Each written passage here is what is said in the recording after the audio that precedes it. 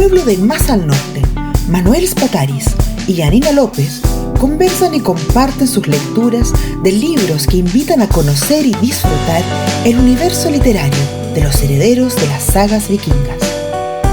Bienvenida y bienvenido a este viaje por Letras Nórdicas, el podcast que te acerca al placer de leer literatura escandinava.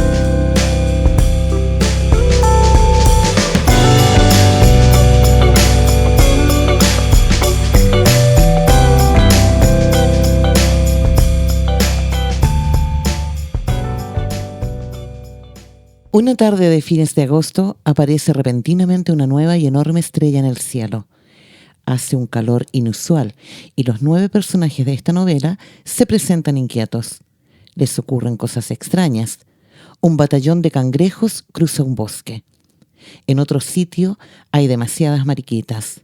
La ciudad está llena de ratas. Un pájaro de especie desconocida o no identificable vuela por los cielos del sur y suroeste de Noruega, donde algunos de los personajes veranean.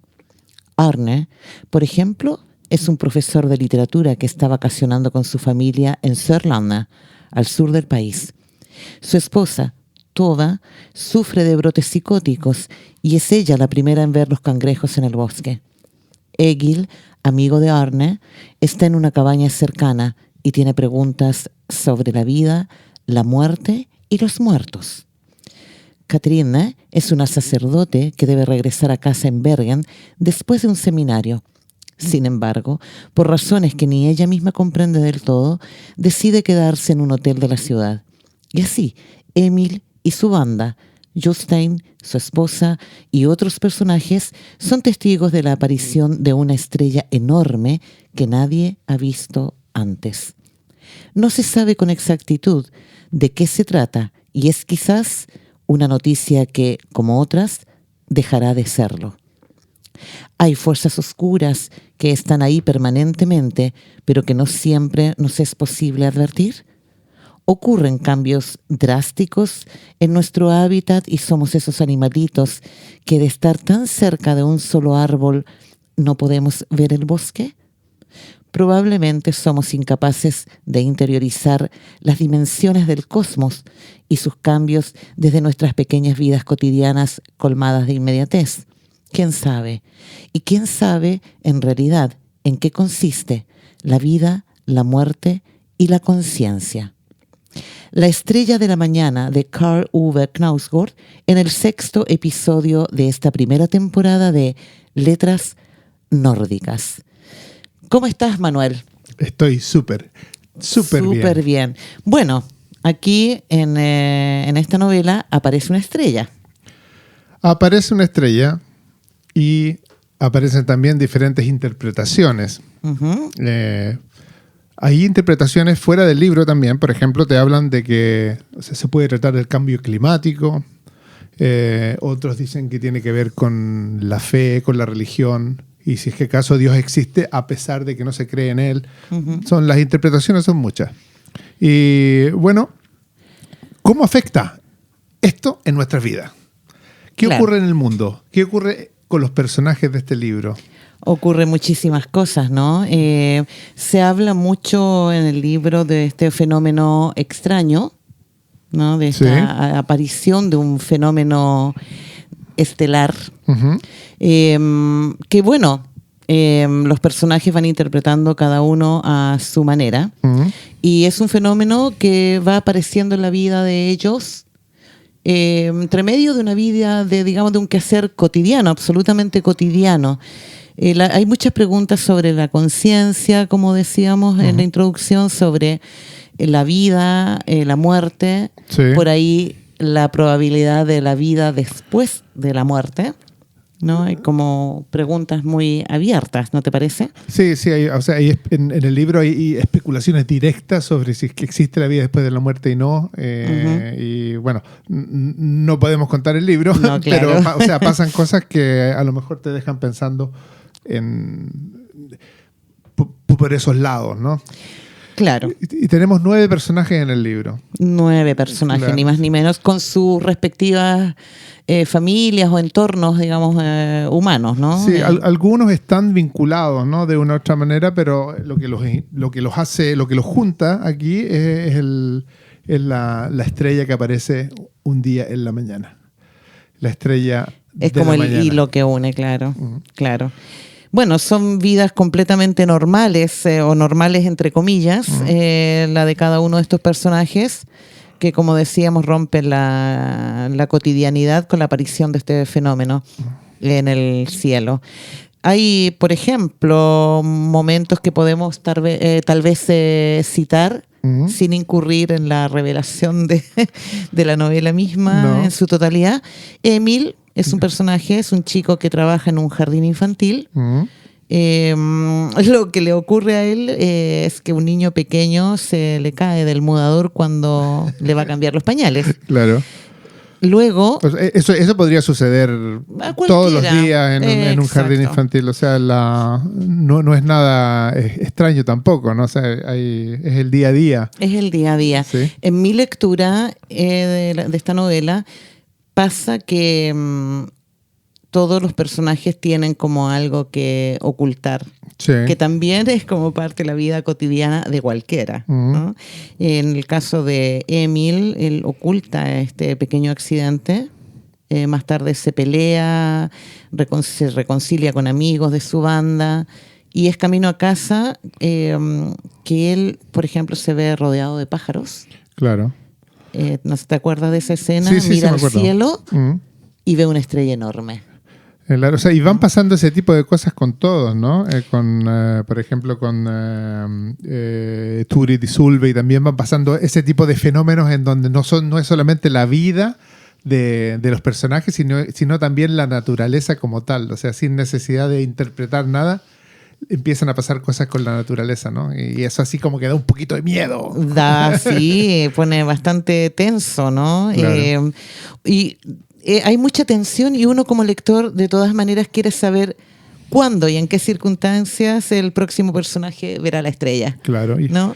Eso también es muy interesante porque este autor te mantiene interesado constantemente en la historia con esa capacidad de generar tensión. Sí. ¿No? Está hablando de, qué sé yo, que el tipo es periodista, que va a cubrir una noticia, que la tipa es sacerdota o sacerdote. Sacerdote. Sacerdote, es cura, Yeah. y está haciendo cosas de cura, digamos, pero oculta algo. Todos ocultan algo y con esa cosa también se genera esa tensión que hace que uno vaya sabiendo, por lo menos después de leer la historia del primer personaje, que va a aparecer ese fenómeno en el cielo y que van a aparecer cosas extrañas venidas de la naturaleza misma, ¿no? Sí, ¿no? Y esas cosas extrañas también, o sea, bordean una realidad oscura, ¿no? Una realidad quizás un poco, o sea, no tanto del tiempo. O sea, pensamos, esto sucede en la Noruega contemporánea. Exactamente. Son gente que podría ser personajes de otro libro que cuenta, digamos, las historias de su vida. Y aquí lo hace, pero al mismo tiempo le pone esa magia quizás un poquito negra, esa expectativa de que lo que está pasando va a cambiar totalmente, porque más o menos de eso se trata, de que Claro. o sea, la idea que te vas haciendo tú es de que la vida de ellos va a cambiar totalmente. Y uno se empieza a encariñar también con, a lo mejor, o sea, me pasó a mí, con un personaje o con otro. O a detestar algunos. O a detestar algunos, porque hay algunos que son muy pesados, ¿no? Claro, a mí me pasa que Iselin ¿Ya? me parece un personaje súper tierno. Claro. Es una chica joven y ahí aparecen muchas cuestiones emocionales que reconocemos, como la vergüenza, la bronca, Sí. la incomprensión. Van apareciendo todas esas cuestiones, ¿no? Personajes medios pesados. Sí. Por ahí lo dejamos a gusto de cada lector. Claro. Quién es pesado y quién no. Quién es simpático o qué sé yo. Pero, claro, vida cotidiana mezclada con hechos sobrenaturales, derechamente, ¿no? Pájaros enormes, cangrejos en el bosque, una ciudad llena de ratas que tal vez no es tan sobrenatural, No, hay tratándose de monstruos. Oslo. Hay monstruos, derechamente. Sí. Hay desapariciones. Sí, hay muertes. Que son muy así, bueno, ¿y esto cuándo y por qué ocurrió? ¿no? Claro. Y hay mucha desesperación también. Es más de un personaje. Sí. Y eso a mí me parece increíble, la forma en que este autor relata, de modo que te va envolviendo. Y como digo, una y otra vez, quizás hasta majaderamente, uno quiere saber cuándo va a ocurrir ese fenómeno en la historia de cada personaje, porque hablan en primera persona, ¿no? Ellos cuentan en primera persona y o sea, el hecho de que son varios también ya es o sea, cambia un poco la dinámica que venimos conociendo de Knausgård, ¿no? Y claro, y te fijas que varios personajes llegan incluso a dudar de si están vivos cuando les ocurren ciertas cosas. Llegan a pensar que a lo mejor no están vivos. Sí, esas fronteras se empiezan a mover en el libro, ¿no? Y bueno, y también o sea, es todo, digamos, esta construcción de la sensación de que las cosas están cambiando de una otra manera. El libro se trata en realidad de presentar esta nueva situación, diría yo. Claro, y es una situación que no sabemos si es una situación que va a cambiar o esto es el fin. Claro. Te da tampoco no solo la sensación, sino que yo creo que hay varios guiños, ¿no? Porque es una novela que está atravesada por el libro del Génesis, por la idea religiosa del Apocalipsis. Un personaje en concreto, Egil, que es el más ocupado del tema a nivel filosófico y teológico, ¿no? Va planteando eso derechamente en más de un momento, pero a ti también como incluso un lector totalmente secularizado te das cuenta de que tienes incorporada culturalmente toda la historia del Génesis y de que el mundo se va a acabar. Claro, o sea, del principio y el fin. El principio y el fin. Claro, el Apocalipsis, la figura bíblica y el contacto con Dios es un tema recurrente también un poco en Knausgård, ¿no? Y aquí vuelve a una forma de descripción sobre la realidad que es, digamos, mucho más mística que esa autobiografía que tenía en Mi lucha, ¿no? O sea, que detalla la cotidianidad, digamos, y hace literatura con eso. Aquí, digamos, la mística, la magia, la religiosidad, la fe incluso, y la no fe aparecen, digamos, como un tema, como pilares, ¿no? Que levantan el libro. Están metidos en todas está metido en todas las historias, ¿no? Y bueno, son 9 historias las que leemos y un ensayo al final del libro de esta... Un ensayo filosófico y religioso sobre la muerte. Y los muertos. Y los muertos. Sí. Del señor Egil. Claro. Este señor dice, por ejemplo, que Jesús dijo de sí mismo que él era la estrella de la mañana. De ahí que un poco asociamos nosotros también por qué se llama el libro como tal, ¿no? Claro. La estrella de la mañana. Mientras para Isaías, ¿no? Isaías. La estrella de la mañana era el diablo. Era Lucifer. Lucifer y lucero son palabras también etimológicamente en familia. Bueno, él, como decíamos, termina escribiendo un ensayo sobre la muerte y los muertos. Sí. Sabe mucho el tipo, ha leído mucho de teología, de filosofía. Knausgård, no sé, usa mucho el tema aquí a través de este personaje. Se va, a mi gusto, en una tremenda volada filosófica. Aparece mucho de Heidegger, de Nietzsche, de Kierkegaard. O sea, no sé. A mi juicio, pero es un juicio muy personal. Cada lector tiene su propia opinión. Sí. Yo me hubiera evitado el ensayo. Pero es bueno decir es bueno decir ya, ahora que vamos a entrar a hablar un poco del estilo de Knausgård en esta novela, es la primera de una pentalogía, Sí. ¿no? Ha publicado ya... De la cual ya, digamos, los libros están casi publicados todos. Los 5. Sí. Ya. Bueno. Y Así que hay desarrollo. Yo digo, se podría haber evitado el ensayo del final, pero probablemente tenga una razón de ser para los 4 libros que restan. Yo no los he leído, entonces no sé. Pero sí creo que Egil es un personaje que ya hablaba bastante de lo que habla en el ensayo previamente. Sí. Bueno, de gusto no hay nada escrito. No, lo hace un poco interesante porque el factor religioso empieza, te lleva, digamos, a esperar cosas que no son reales, ¿no? El libro te abre la puerta a quizás a redescubrir una especie de religión dentro justamente con el ensayo, ¿no? Porque el ensayo, digamos, el ensayo también es el que te deja colgando algo, si es que va a pasar o no va a pasar, ¿no? Entonces te deja con muchas ganas. Pero claro, sí, yo podría también estar de acuerdo contigo. Y veremos qué opinan los lectores de La Estrella de la Mañana, ¿no? Sí. Nos pueden comentar por lo demás.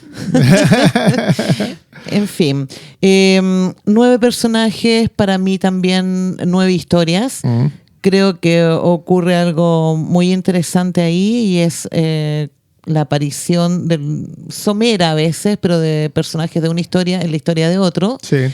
Pero hay algunos que son pareja, ¿no? Sí, algunos viven juntos y existen en el libro dependiendo, o sea, la historia de ellos depende de los dos, ¿no? Claro. Entonces podríamos decir, hablando ya un poquito del estilo también, que es una misma historia, pero vista desde la mirada de cada uno de los miembros de la pareja. Sí, uno se puede imaginar, digamos, gente viendo la estrella y cantando quizás una canción con diferentes voces, ¿no? Pero, o sea, hay una reacción a lo que está pasando, que es la estrella, o sea, la estrella que es como lo más importante, y todos tienen su historia, ¿no?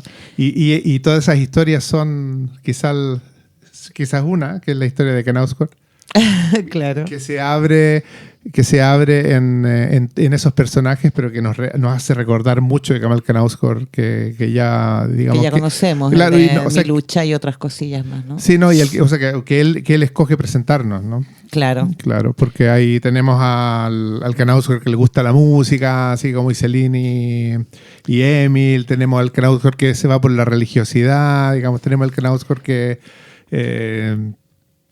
que a lo mejor, o sea, que le cuesta entender a otras personas, que es medio pesado también.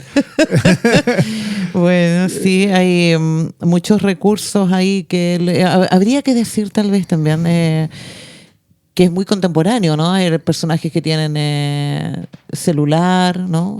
Su teléfono, ¿no?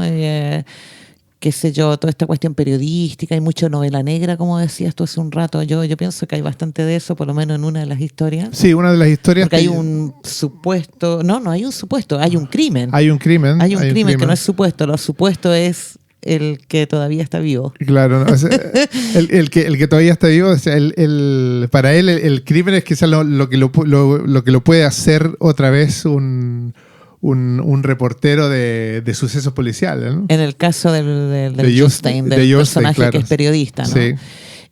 Pero, claro, de estos chicos que aparecen brutalmente asesinados, porque es muy, muy brutal la escena. Sí.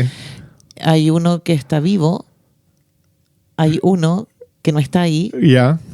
Y que no se sabe dónde está. Que no se sabe dónde está, que a lo mejor está vivo. Claro, y ahí te abre la puerta a eso de que o estás muerto o a lo mejor no estás muerto. Porque, claro. También, o sea, el libro te presenta esa visión de la muerte como una continuidad de la vida o otra forma de vivir, diría yo, ¿no? Por lo menos otra forma de la materia, diríamos los no religiosos. Sí. Bueno, interesantísimo. 9 historias que se van a seguir desarrollando en libros posteriores. Sí.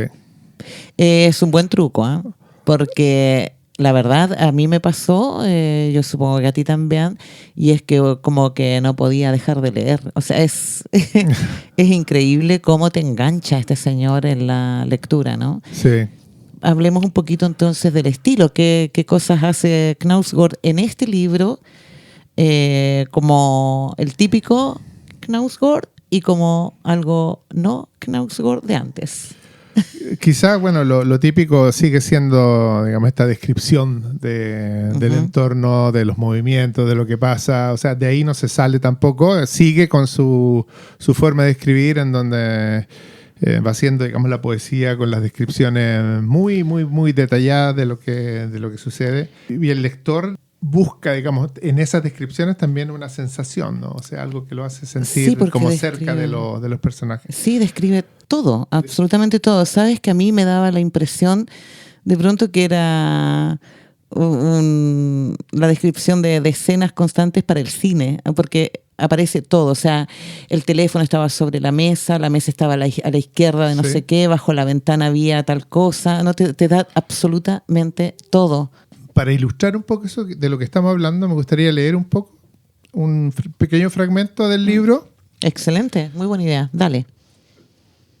En la roca de más abajo apareció una persona. Aunque a esa distancia, una figura tan vaga era imposible de identificar. Sabía que era Tove. Iba andando por la resbaladiza roca, suavemente inclinada. Subió al muelle y se alejó por el sendero de la cuesta.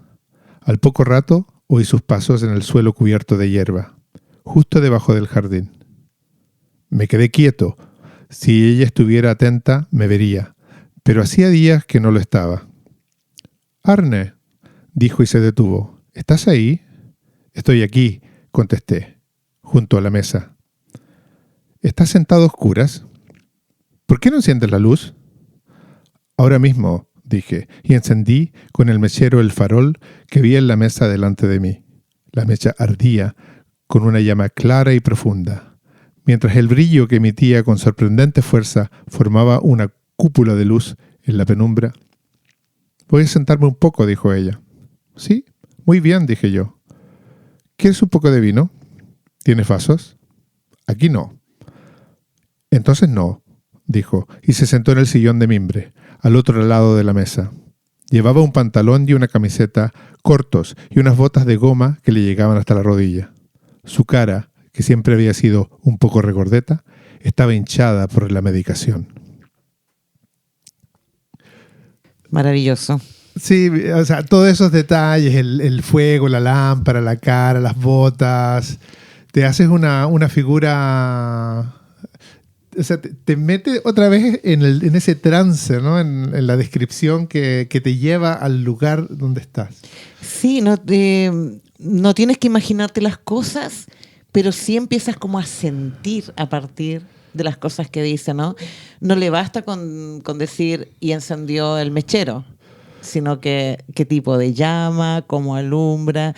No sé, da la impresión que podría incluso decir a lo que huele. Y en muchas ocasiones habla también de los olores, ¿no? Sí, o sea, busca en tu cerebro las referencias que a lo mejor tú mismo tienes para poderte hacer esa figura en la cabeza. Y, o sea, exactamente. Y ese estilo es, no sé, yo lo encuentro cautiva, ¿no? O sea, te engancha. Sí, no, definitivamente mantiene la atención con un lenguaje súper sugerente. Es como de un sigue y encontrarás. Sí. Encontrarás la estrella en algún momento, ¿no?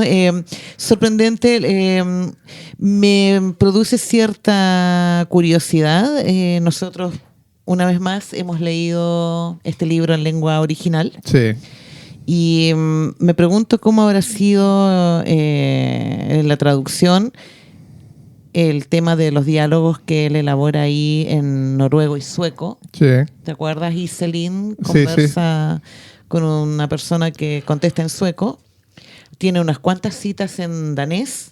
Y obviamente hay muchas referencias a canciones que las escribe directamente, las cita directamente en inglés. Sí. El punto es que en lengua nativa eso tiene un efecto. Sí, claro. ¿No? O sea, al leerlo en noruego ya te imaginas... Y además porque el sueco aparece en sueco, el danés aparece en danés. Claro. Y como son lenguas en familia, nosotros las comprendemos.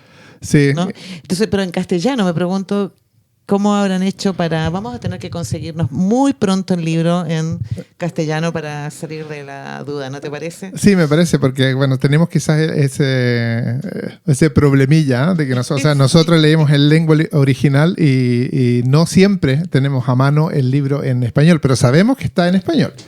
Y eso es bueno. Eso es muy bueno. El libro está definitivamente en español. Todos los libros de nuestros episodios están obviamente en español. Sí, están en castellano y seguro se pueden ubicar también el libro electrónico. O sea, son libros actuales que la idea es que la gente los lea, ¿no? La idea es esa. Claro. Definitivamente. Es todo un universo. Y bueno, yo creo que hay pequeñas cosas que parecieran por lo menos referir, son como unos guiñitos a la narrativa de Fosse. Uh-huh. Por ahí Arne tiene 2 hijos gemelos, Uh-huh. el personaje Arne, Yeah. y uno de ellos se llama Asle. Sí. Y Asle, como sabemos, Sí. ¿no? Tiene un amigo que se llama Asle, que es muy similar a él. Y acá hay un Asle chico, un niño, que tiene un hermano gemelo, que por lo tanto se parece mucho a él también. Claro. ¿no? Bueno, son guiñitos, no sé, las canciones también sugieren muchas cosas.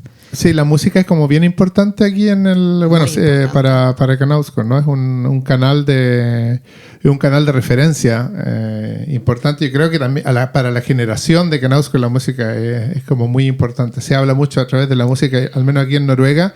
Se habla un poco de la música que se conoce por generaciones. Exactamente. Bueno, otro elemento interesante para mí es que usa diálogos desde la perspectiva de 2 interlocutores en una misma situación, vistos por ambos. O sea, un ejemplo, ¿no? ¿Ya? Ocurre una cuestión muy loca, ¿Ya? que no vamos a decir cuál es, y la cuenta Jostein, el periodista. ¿Ya? Y en lo que cuenta, lo llama su esposa muchas veces por teléfono. Sí, sí. A veces manda mensajes, otras veces no los contesta. Claro, lo está ¿no? molestando, digamos, en lo que él está haciendo, está concentrado. Claro, ¿sí? él siente molestia. Y después esa misma historia la cuenta Turit, la esposa, ¿no? Sí. Y es otra la perspectiva de cómo ella siente que él no contesta y que a ella le apremia que conteste, le envía mensajes y tampoco los contesta o es muy escueto, ¿no? Así que eso me pareció también en términos de técnica, de estilo, muy, muy interesante. Este coro de voces, ¿no? Que cantan diferentes voces y te van contando la historia de cómo los va afectando la estrella de la mañana que aparece. No menos. Y lo otro también, o sea, es que no son solamente los personajes, sino también la naturaleza, Uh-huh. y todo esto, el calor, es un calor. Todo cambia, también eso te iba a decir, ¿no? Es un verano caluroso, aparece esta luz y bueno, y están todos viviendo sus vidas, pero a todos les influye lo que está pasando y reaccionan de diferentes formas. Y a veces se empiezan a entrelazar un poco, ¿no? Y cambia todo, ¿no? Y cambia todo, los colores, los olores, Sí. las texturas, es increíble. Claro, hay una referencia a mí que me gustaría mencionar, Uh-huh. que es con la película Melancolía. No sé si ha escuchado. Lars von Trier, justamente, en donde, o sea, se trata de que hay un planeta, una luna que se está acercando a la Tierra. Inminentemente se va a acabar la Tierra cuando este cuerpo estelar llegue, ¿no? Y la gente reacciona de diferentes formas, ¿no? Y claro. La película se trata de eso, ¿no? Es un poco más o menos de lo que se trata el libro también, de que algo está pasando, no sabemos qué, y todos reaccionan de una forma más o menos diferente, ¿no? Y la fuerza también con que también me llama mucho la atención y de ahí tal vez la necesidad incluso de leer los próximos libros. Ah, sí, claro. Sí, o sea, el libro en sí es un libro sin desenlace, un libro que te deja un cliffhanger de qué es lo que va a pasar. En muchos niveles, no solamente en el nivel de lo que va a pasar con los personajes, sino en el nivel religioso. Hay una cita, ¿no? No cita, ¿no? Pero hay algunas entrevistas con Knausgård, Uh-huh. y en una de ellas, digamos, él dice que cuando él era chico, una de las cosas que le llamaba la atención Ujú. era las versiones del mundo a través del tiempo. O sea Claro. que las cosas se entendían, el diablo se entendía de una manera en el medioevo o en el tiempo de Jesús, y se entendía de otra manera en el tiempo de la Ilustración, y ahora los ángeles, Dios.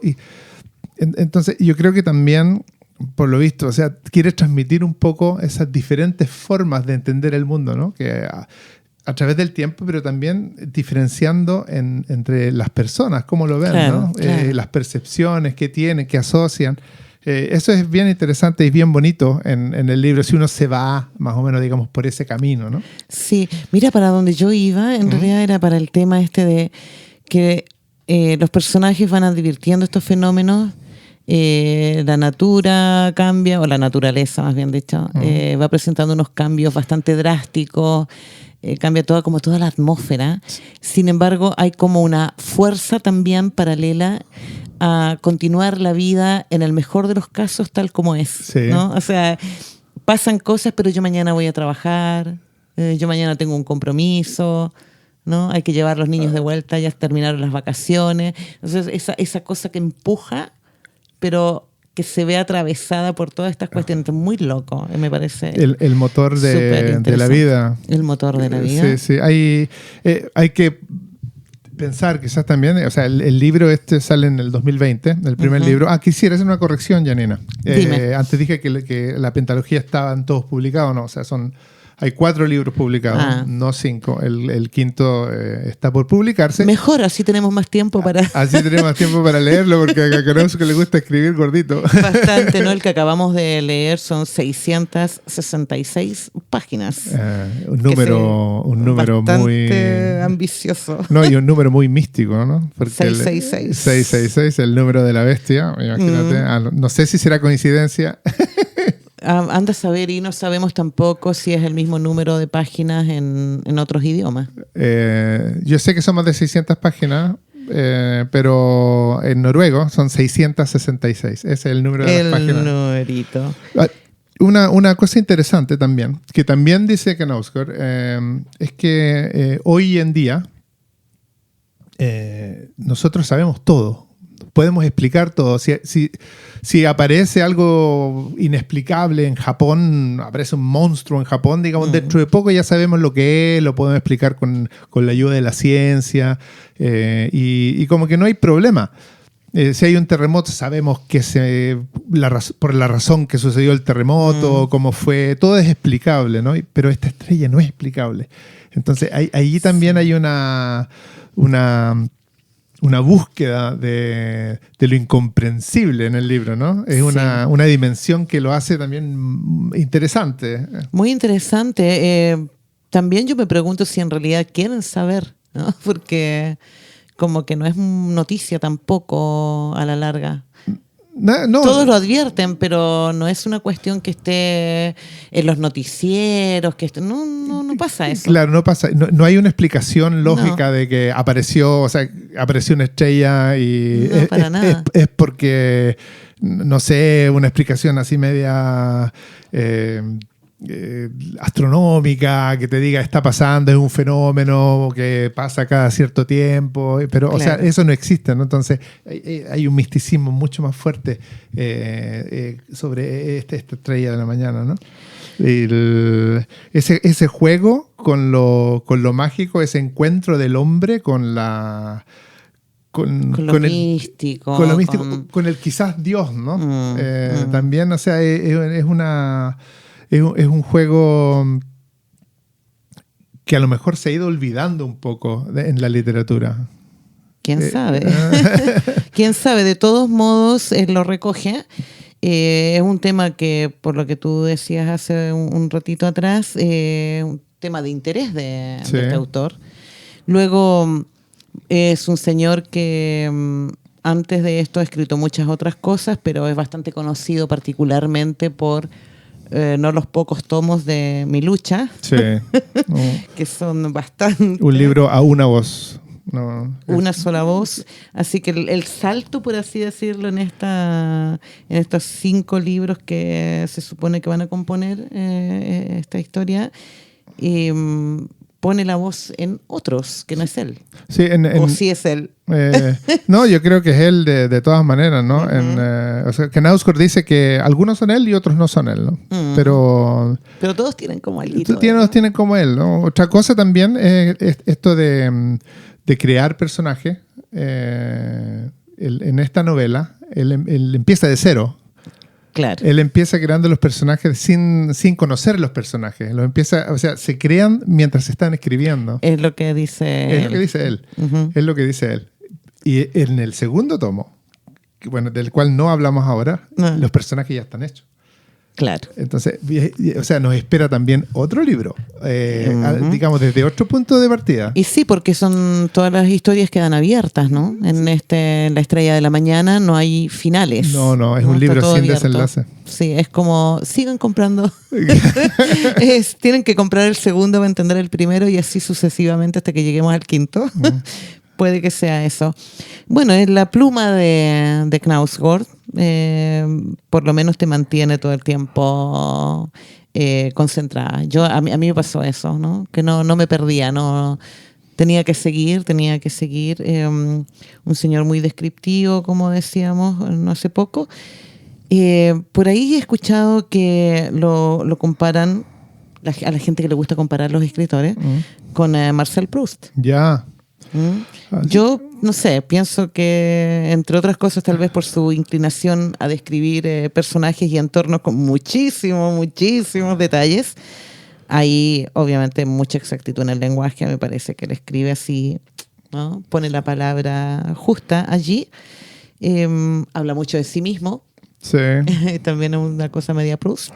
Sí, bueno, y la envergadura de la obra, ¿no? Porque, o sea, y la cantidad de tomos. Sí, la cantidad de tomos. En busca del tiempo perdido son 7, Mi lucha son 6. 6, claro. O sea, puede ser por eso, no sé, o sea, habría que leerse los dos y ver, pero, o sea, para mí son dos formas diferentes de escribir. Sí, yo no sé, pero por ahí es lo que dicen. Y lo mismo que dice esta comparación de John Fosse con Beckett. Claro. ¿no? Hay siempre como una idea de comparar. Pero bueno, a nosotros nos gustó, podríamos decir que nos gustó el libro. No, a mí el libro me gustó, me llama la atención por muchas cosas. O sea, hay muchas cosas a mí que me cautivan del tiempo de cuando era más joven, así, eso de la mística, de la magia, digamos, siempre me ha llamado la atención. Y bueno, y tiene ese color, y después la forma en que escribe también. O sea, el tipo maneja la lengua muy, muy bien, los detalles, el estilo también es interesante. Y el cambio de esta lucha a una voz descriptivo desde que despierta hasta que se acuesta en mi lucha, a como se describe aquí en Noruega, una novela colectiva con muchas voces, que se unen con algo que congrúan, ¿no? en la estrella que aparece en la mañana en el sur de Noruega, la mística estrella, y todos los monstruos que la siguen, ¿no? En esas noches calurosas. No es cualquier convergencia. Sí, bueno, a mí no todos los personajes me parecieron igual de interesantes, lo digo con honestidad. No porque unos sean más pesados y otros más simpáticos, sino que por ahí creo que algunos son menos fehacientes, menos verosímiles.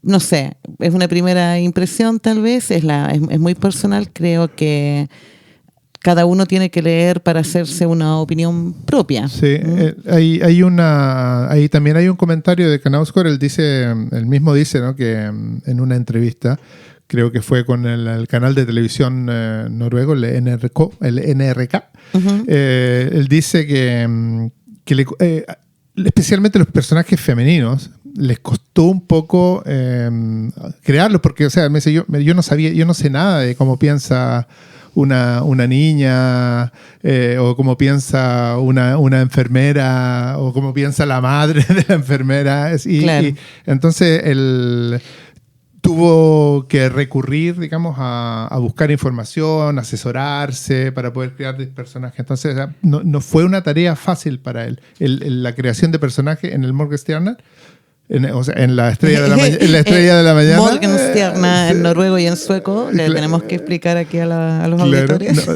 o sea, fue un trabajo que él hizo, ¿no? O sea, crear personajes fue algo... Él se mandó Sí. y lo reconoce, lo dice él mismo. Pero a mí me parece que esa es más o menos la tarea de todo escritor. O sea, Sí. todo escritor, escritora. Los personajes se crean y así sean tu propio género o no. Bueno, es una opinión, una apreciación. De todas maneras, el libro vale absolutamente la pena leerlo. Yo me entretuve muchísimo. Y sobre todo por este asunto de la tensión constante. Así, y quiero saber cuándo va a aparecer la estrella y qué fenómeno va a ocurrir ahí y cómo se va a comportar este personaje después de... Claro. No, es muchísimo. No, y está el suspenso, hay una historia de detective también entre medios. Al que le guste eso, Sí. También lo tiene. Va a ser muy feliz. Claro. A quien le guste eso va a ser muy feliz. Sí. Y van apareciendo también cosas muy humanas de fragilidad, ¿no? De las personas. Bueno, a ciertas locuras. O sea, todo lo que nos constituye como humanidad, yo creo que está bastante representado, ¿no? Sí. Sí, en las historias. Hay algunas que son muy tiernas, que emocionan mucho, conmueven. Yo diría que es como ver la vida y con una luz nueva también, o sea, con esa luz que nadie sabe de dónde viene y que te aparece de repente, pero es la cotidianidad la que también, digamos, lleva la novela, o sea, lo que está pasando. Nos lleva, no nos lleva, para dónde nos lleva, Claro. Estamos conscientes o no estamos conscientes. Por ahí decíamos que algunos interpretan esto como una novela que nos deja muy claro cuáles son los problemas climáticos, los problemas ecológicos, ¿no? Como decías tú bien al comienzo. Sí, hay una... Esa lectura se puede hacer también producto de que los personajes están viviendo cosas y sin embargo, ¿qué tan conscientes están de la magnitud de aquello que está ocurriendo o no? Claro. Eso es verdad. Lo otro que también es interesante pensar es que en el 2020, cuando sale... Teníamos pandemia. Había pandemia, entonces, Claro. digamos, lo que nosotros dijimos antes, o sea, a pesar de todo, poder seguir la vida y con una fuerza que en ese tiempo, ya casi no nos acordamos, pero en ese tiempo era incontrolable, ¿no? Claro, o sea, algo más poderoso que nosotros. Claro, y te marcaba el día, ¿no? Entonces también, o sea, si te lees el libro en el 2020, te lo lees ahora, a lo mejor la lectura quizás es diferente. Es diferente. Y por cierto, digo, en pandemia se trata de un virus y por lo tanto de algo invisible al ojo humano. Claro, ¿no? claro. Y que tenía un poder impresionante sobre nuestra condición. Sí, así que el libro en ese sentido es muy actual. Muy actual. Muy bueno. ¿Y qué podemos decir de Knausgård? ¿Verdad? ¿Qué me quieres contar tú de este señor que escribe, por cierto, ocupa mucho como escenario el sur de este país? Sí. ¿No?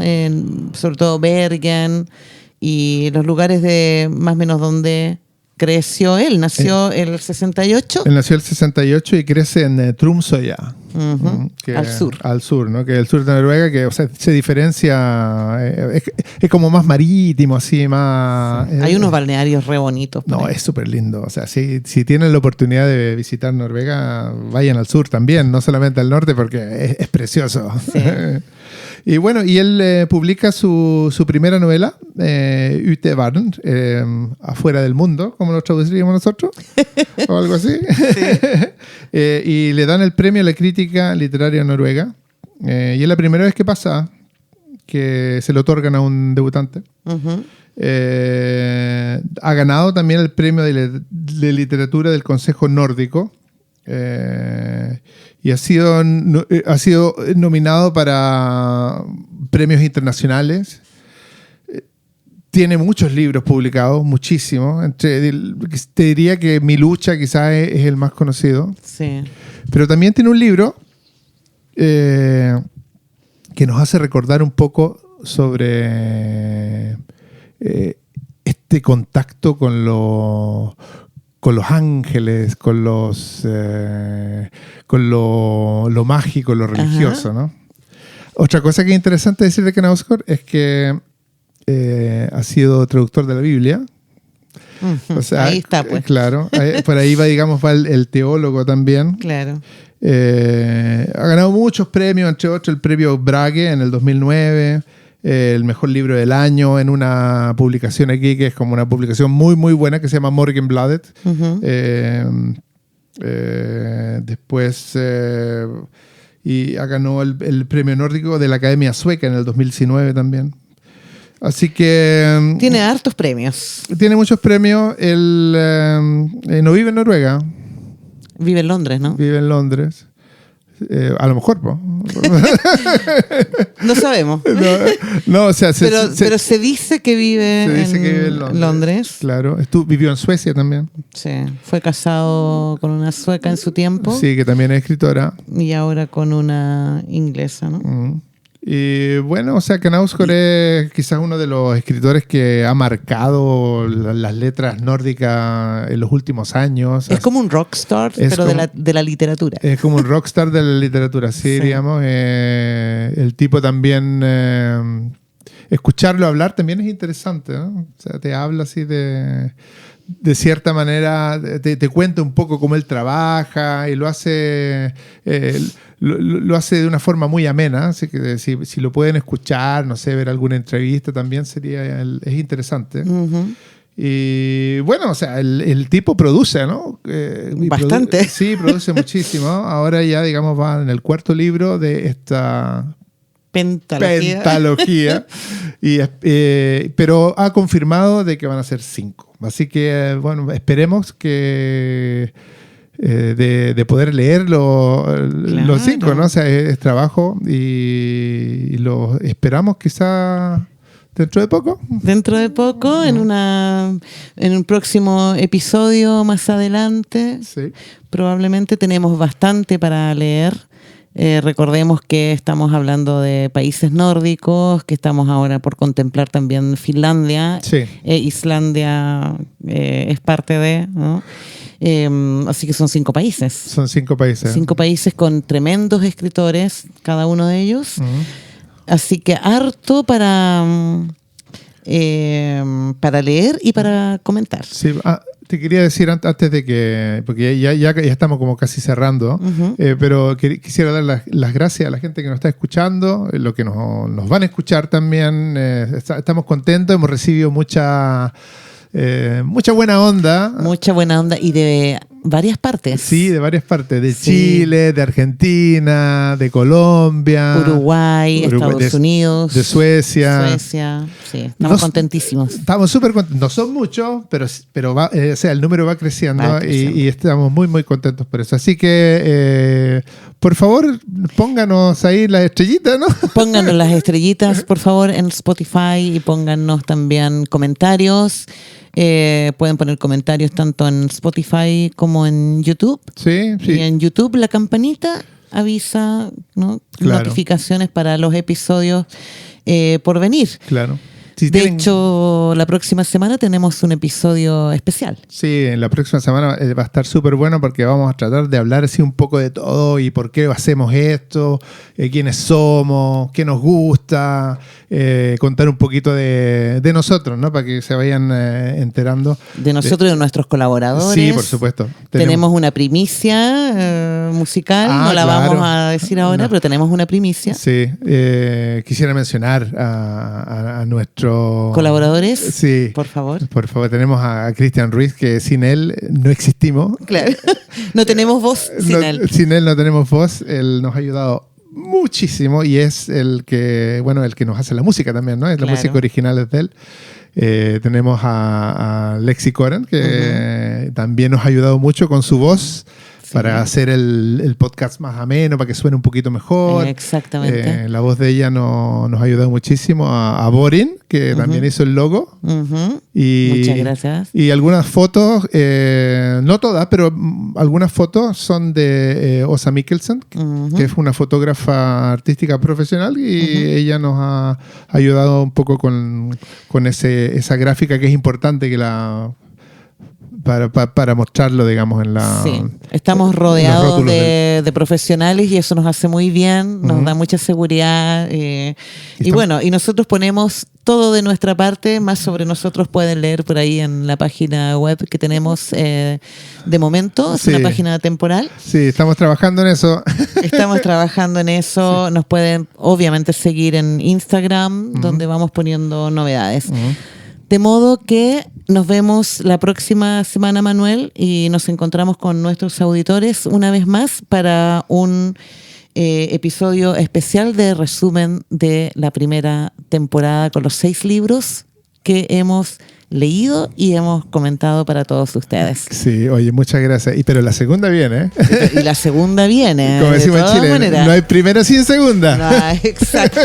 Bueno, Manuel, hasta la próxima entonces y muchos saludos y cariños a cada uno de nuestros auditores y auditoras. Sí, oye, muchas gracias, Janina, por estar aquí y un abrazo a la gente en Chile. Eso, a todo el mundo. Ya, vale, Chao. chaito, nos vemos. Letras Nórdicas. Programa dirigido por Manuel Spataris y Janina López. Diseño sonoro, montaje de sonido y música original de Cristian Ruiz. Redes sociales y diseño publicitario de Borin Spataris. Fotografía de Åsa Maria Mikkelsen y la voz en off de Lexicona. Escúchanos cada semana en Spotify, Podcaster o YouTube. Hasta la próxima.